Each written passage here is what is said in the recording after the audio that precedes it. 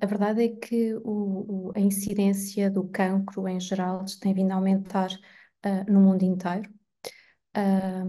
Isto decorre de um aumento da população idosa, porque sabemos que 9 em cada 10 casos de cancro são em pessoas com mais de 50 anos, e a verdade é que, sobretudo, a população ocidental está a envelhecer e, portanto, é natural que, vivendo mais anos, o número de novos casos de cancro possa, consequentemente, aumentar também. E, adicionalmente, a diminuição da mortalidade neste grupo etário, inclusive mortalidade por cancro, ou seja, quanto melhores nós estamos a tratar, significa que ficam mais pessoas para ter segundos e terceiros cancros ao longo da sua vida. Depois há os casos de cancro de early onset, portanto, em pessoas mais jovens, abaixo dos 50 anos, e que representam, em média, mais ou menos 1 em cada 10 casos, mas esses também estão a aumentar. E aqui, tal como nos mais idosos, os fatores ambientais, nomeadamente de estilo de vida, têm um papel importante. E a verdade é que aqui, nesta área do estilo de vida, há muito trabalho para ser feito, no que concerne a políticas de prevenção primordial e prevenção primária do cancro, nomeadamente promoção de hábitos de vida saudável, não só no âmbito da dieta, mas também da atividade física e da evicção do consumo de tabaco, de álcool e de alimentos processados. A oncologia tem evoluído extraordinariamente. Nos últimos anos passámos de uma oncologia que era feita sobretudo à custa de quimioterapia, dos chamados citostáticos clássicos, que eram fármacos muito tóxicos e relativamente pouco eficazes na sua maioria, e de uma oncologia de diagnósticos tipicamente tardios e em fases avançadas, isto quer dizer em fases avançadas da doença. Passámos para uma oncologia farmacologicamente muito mais sofisticada, com muito mais terapêutica alvo para oferecer aos doentes, ou seja, terapia mais dirigida a eventos moleculares específicos do cancro de cada pessoa. E com isso, por ser mais dirigida, com menos toxicidade e capaz de preservar com a sua eficácia e menor toxicidade a qualidade de vida das pessoas por mais tempo. Em termos também de diagnóstico, também estamos a ser capazes de diagnosticar cada vez mais precocemente. Em termos também cirúrgicos, de radioterapia, houve avanços tecnológicos incríveis e, portanto, a oncologia tem avançado muito. Ainda assim, não tem avançado tanto quanto precisávamos, tendo em conta o aumento da incidência de casos. Portanto, e como há muitos mais novos casos, apesar de nós estarmos a melhorar a nossa capacidade de os tratar, também é um aumento em número absoluto de mortes por cancro, de maneira que os nossos avanços, por extraordinários que sejam, continuam a saber a pouco perante o que é a necessidade da nossa população. O primeiro grande desafio é o paradigma da oncologia, o desafio humano e científico que é ser oncologista todos os dias. Depois temos, de facto, essa questão do aumento do número de casos, e depois temos aqueles desafios que a especialidade e que a evolução da nossa sociedade nos põe. Vamos ter um grande desafio que é em termos de prevenção, como falávamos há pouco, vamos ter que trabalhar muito mais como Estado e como Europa,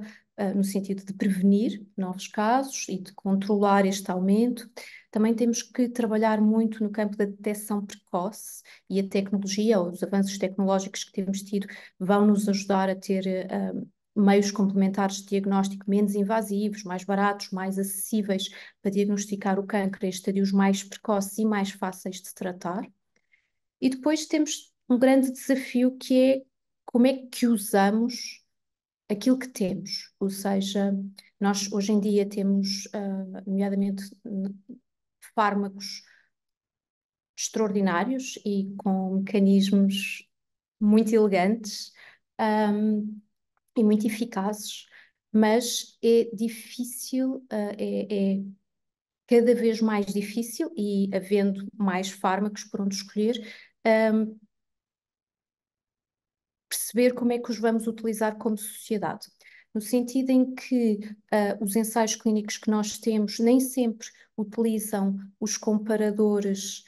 ideais, às vezes usam comparadores históricos que já são obsoletos, outras vezes usam como comparador o último grito da moda e que também é altamente caro e, portanto, se calhar ficamos entre o mata e o esfola. Depois, se calhar, os endpoints, os resultados que nós medimos nos ensaios clínicos também precisam de ser revolucionados. Se calhar não podemos só olhar para sobrevivência, se calhar temos que começar a utilizar outros resultados que sejam muito mais significativos para a sociedade e para o doente em particular, nomeadamente aquilo que hoje se chama os Patient Reported Endpoints e Outcomes.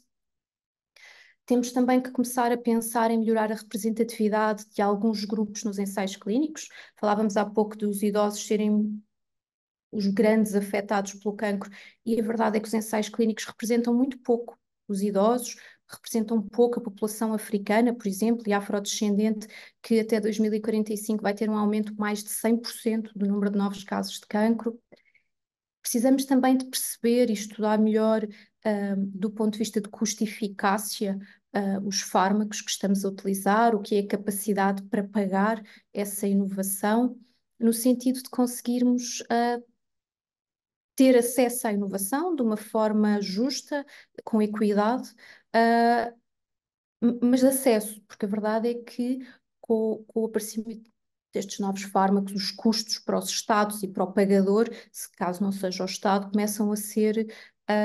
tóxicos, e começamos a falar em oncologia muito de toxicidade financeira, e esta é uma grande preocupação dos oncologistas. E, portanto, aqui o acesso e a regulação do acesso, em termos estatais e desta equidade, são grandes preocupações que vamos e que estamos a ter na oncologia para os próximos anos. E depois temos também que perceber como é que, como oncologistas, conseguimos integrar a tecnologia e todos os avanços tecnológicos que começamos a ter disponíveis, porque conhecemos, felizmente, com a tecnologia mais do tumor desta pessoa que está à nossa frente, mais da oncologia e dos tumores em geral. Começamos a saber mais também de como é que as terapêuticas se comportam. Conseguimos, por exemplo, com a inteligência artificial, ligar mais o que sabemos do tumor desta pessoa ao que sabemos das terapêuticas e fazer terapêuticas mais personalizadas e, portanto, mais eficazes e menos tóxicas. Mas temos que perceber como é que vamos reinventar-nos como oncologistas, nesta interface entre este conhecimento todo e esta tecnologia toda e o doente, sobretudo numa área tão intensa e encriptada como é a oncologia. Acho que vai ser muito importante o oncologista aqui a poder acompanhar o doente nesta jornada. Mas acho que, se nós falamos dos grandes desafios da oncologia para o futuro do mundo, e sendo o dia do oncologista, acho que não podemos deixar de dar uma palavra para os desafios do dia a dia dos oncologistas portugueses,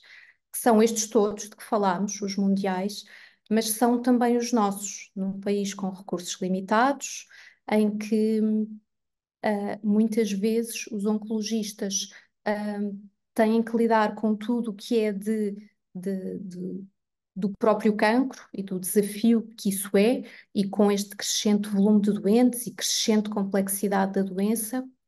mas também com alguns constrangimentos de recursos humanos, de acesso a fármacos inovadores, de uma burocracia crescente, muito mais volume de doentes do que o tempo de horário que teríamos idealizado. E, portanto, acho que o Dia do Oncologista também devia ser para agradecer aos oncologistas portugueses que silenciosamente cuidam dos nossos doentes todos os dias e vão cuidar de nós no futuro e se batem por eles todos os dias com imensa dignidade, com imensa qualidade técnica, e que merecem o nosso obrigado.